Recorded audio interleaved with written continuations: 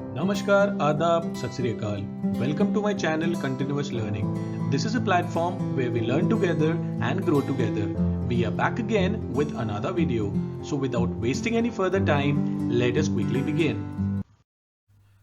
तो फ्रेंड्स, आज इस वीडियो में हम एक्सेल के एक कमाल की फीचर के बारे में बात करने वाले हैं, जिस फीचर को यूज़ करके मैं बनाऊंगा डिपेंडेंट ड्रॉप डाउन लिस्ट।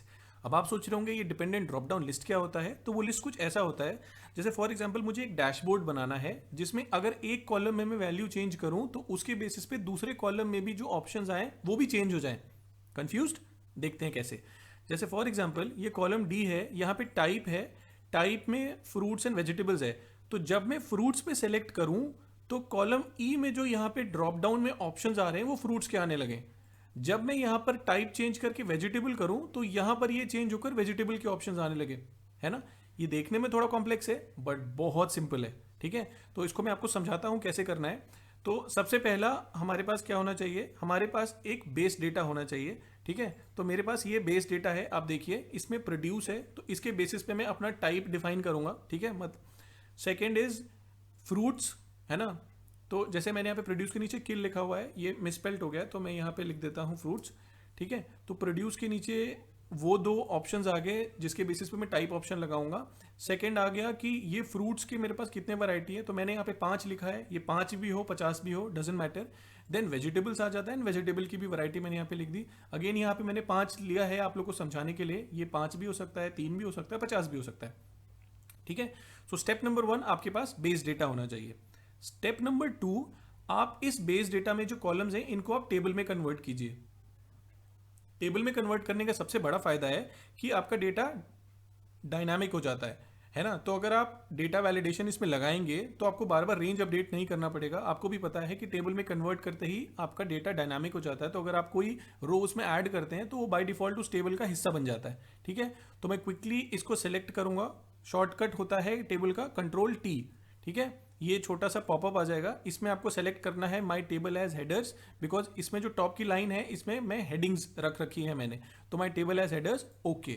ठीक है, ऐसे ही मैं फ्रूट्स पे करूंगा कंट्रोल टी। मेरा डेटा पूरा सेलेक्ट नहीं हुआ, मैं इसको कर देता हूँ E8 पूरा टेबल। एक सेकेंड दोबारा सेलेक्ट करता हूँ, ये सेलेक्ट करके मैंने किया control T, my table has headers okay. यहाँ पर भी गया वेजिटेबल्स में, मैंने किया control T, my table has headers and इसके बाद मैंने किया ओके। तो मेरा स्टेप 1 कंप्लीट हो गया। अब स्टेप 1 तो कंप्लीट हो गया, अब जब मैं आगे डेटा वैलिडेशन लगाऊंगा तो मुझे बार बार रेंज ना सेलेक्ट करना पड़े, तो मैं इस टेबल को भी एक नाम भी दे दूंगा। तो मैंने ऑलरेडी इसका नाम दे दिया है, बट आपको कैसे देना मैं बताता हूँ। आप जैसे फॉर एग्जांपल इस टेबल में मैंने इन 2 रोज को सेलेक्ट किया, जो मेरे पास डेटा है इसको सेलेक्ट कीजिए। यहाँ पर आपको दिख रहा होगा, जैसे यहाँ टेबल 13 दिख रहा है, तो आप यहाँ पे सीधा टाइप कीजिए प्रोड्यूस, PRODUCE, प्रोड्यूस टाइप कीजिए और एंटर प्रेस कर दीजिए। तो आप यहाँ पे देखेंगे जब इस ड्रॉप डाउन पे क्लिक करेंगे यहाँ पे नेम बॉक्स के बराबर में, तो आपको दिखाई देगा जो अपने टेबल का नाम रखा हुआ है। तो पहले मैंने इसको सेलेक्ट किया, सेकेंड टाइम मैंने एप्पल से लेके ऑरेंजेस को सेलेक्ट किया, यहाँ पे टाइप किया फ्रूट्स। अब आपको सिर्फ इनकी स्पेलिंग को ध्यान रखना है, क्योंकि ये सेम स्पेलिंग हम आगे जाकर यूज करेंगे जब हम डायनामिक अपना ड्रॉप डाउन लगाएंगे। ठीक है, upper case lower case problem नहीं है, बट स्पेलिंग सेम होनी चाहिए। तो इसी तरीके से तीनों टेबल का नाम दे दिया, और नाम देने के बाद आप इस ड्रॉप डाउन पे सेलेक्ट करके देख लीजिएगा कि ये टेबल के तीनों नाम आए कि नहीं आए। तो स्टेप नंबर 1 था, हमने इसे टेबल में कन्वर्ट किया। स्टेप नंबर 2, हमने टेबल को नाम दे दिया। अब आएंगे हम स्टेप नंबर 3 में।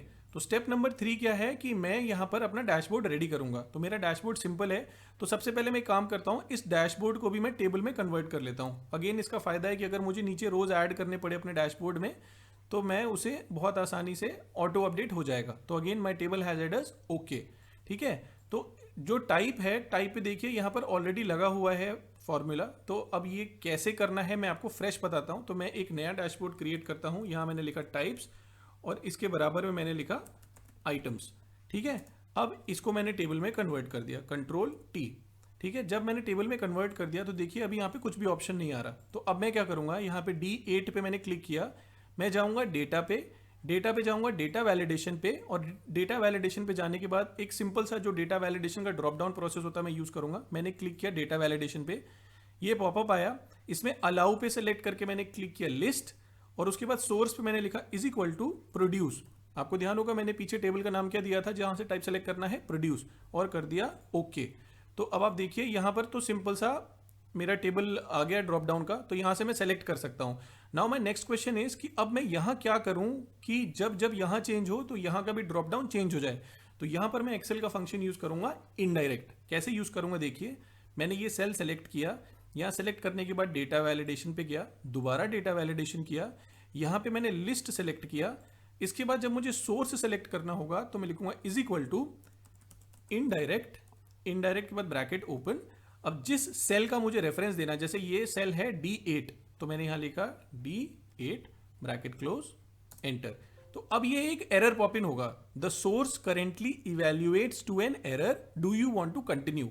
तो ये एरर इसलिए आ रहा है क्योंकि अभी आपका जो टाइप सेक्शन है वो खाली है। अगर यहां पर कुछ लिखा होता फ्रूट्स या वेजिटेबल तो ये एरर नहीं आता। तो आप यहां पर येस कर दीजिए, कोई प्रॉब्लम नहीं है, और ये अब हो गया।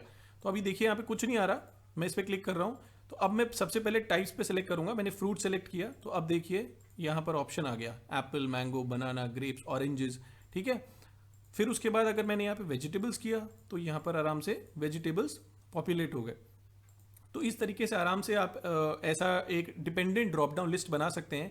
जैसे कई बार होता है अगर आप सेल्स में काम कर रहे हैं ना, और आपको एक पर्टिकुलर जोन में, जैसे नॉर्थ जोन हो गया या ईस्ट जोन हो गया, उस जोन में कितने सेल्स के पर्सन हैं उनके नाम को पॉपुलेट कराना है, तो एक तरफ आप जोन को रख सकते हैं और दूसरी तरफ आप जो डेटा को ऐड करेंगे वो सेल्स वालों के नाम को रख सकते हैं। फॉर एग्जाम्पल आपका कोई मल्टी आउटलेट है, जैसे बिग बाजार हो गया, तो वहां पर अगेन आप टाइप रख सकते हैं और उसमें कौन कौन सी कमोडिटी है। तो मल्टीपल तरीकों से आप इसे यूज कर सकते हैं। 3 मेजर स्टेप्स हमने डिस्कस किए। नंबर 1, आपके पास बेस डेटा होना चाहिए, उसे आप टेबल में कन्वर्ट कीजिए।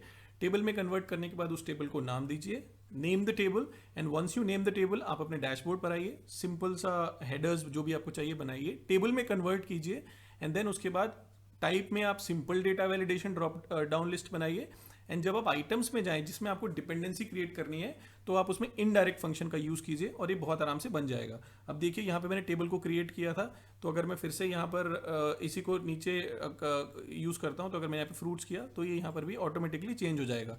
अगर मैंने इसे टेबल में नहीं कन्वर्ट किया होता तो फिर मुझे बार बार ये फॉर्मूला लगाना, मतलब डेटा वैलिडेशन सेट करना पड़ता।